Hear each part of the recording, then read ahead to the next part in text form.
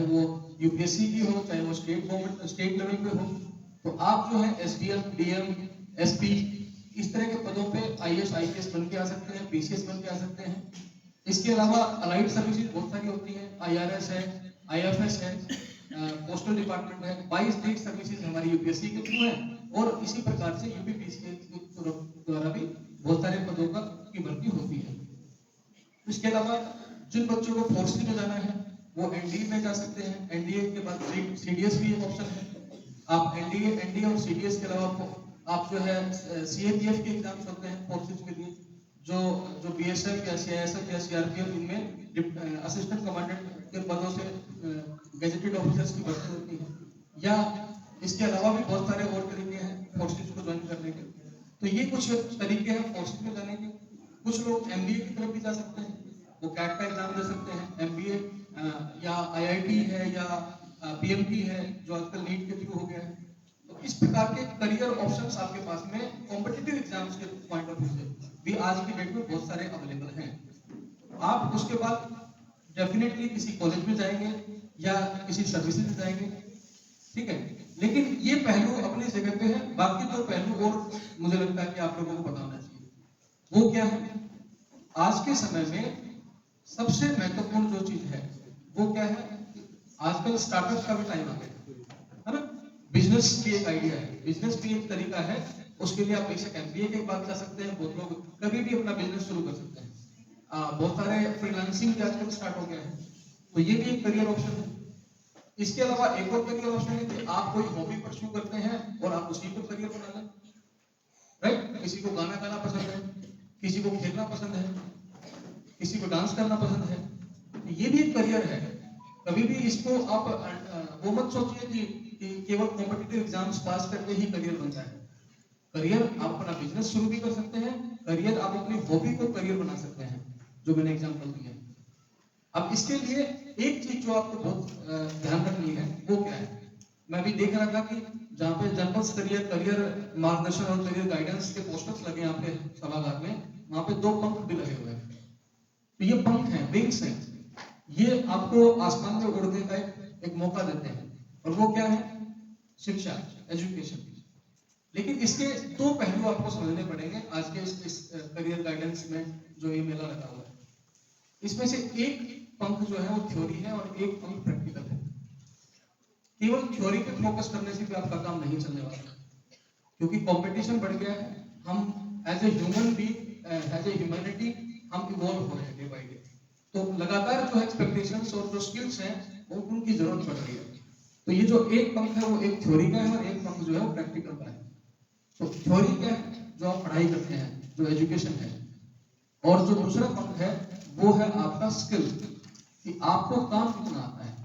क्योंकि आप लोगों ने भी सुना होगा, मैंने भी बहुत लोगों से सुना है कि एक तरफ बच्चे कहते हैं कि साहब हमने ये पढ़ाई कर ली, ये डिग्री है मेरे पास में, लेकिन हमको जॉब नहीं मिल रही, या जॉब मिल रही है तो वो 10,000 रुपए 15,000 रुपए की जॉब मिल रही है।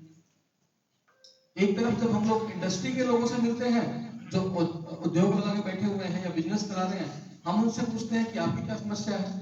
कि साहब बच्चे तो बहुत लाते हैं इंटरव्यू देने के लिए, लेकिन किसी के पास स्किल नहीं है, वो हमारी कंपनीज में हमारे यहाँ पे काम ही नहीं कर पा रहे हैं, उनको कुछ आता ही नहीं है, केवल डिग्री उनके पास।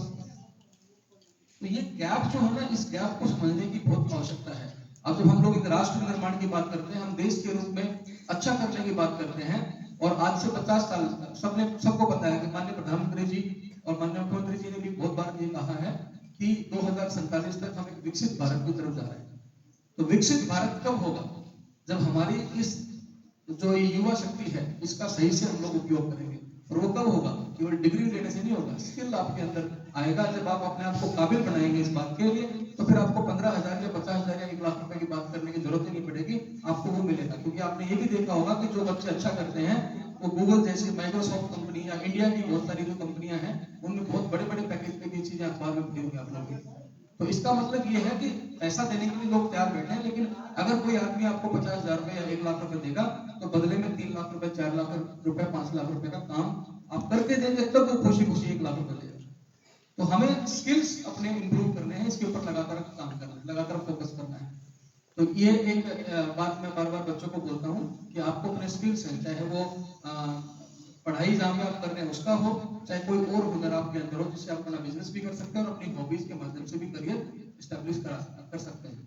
एक और अंतिम बात जो मैं आपसे कहूंगा कि ये सारा करने के बाद में आपको एक बेहतर इंसान बनने की भी जरूरत है।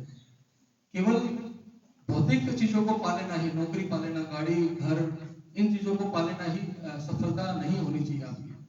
आपको एक बेहतर इंसान भी बनना है, जिम्मेदार नागरिक भी बनना है इस देश का।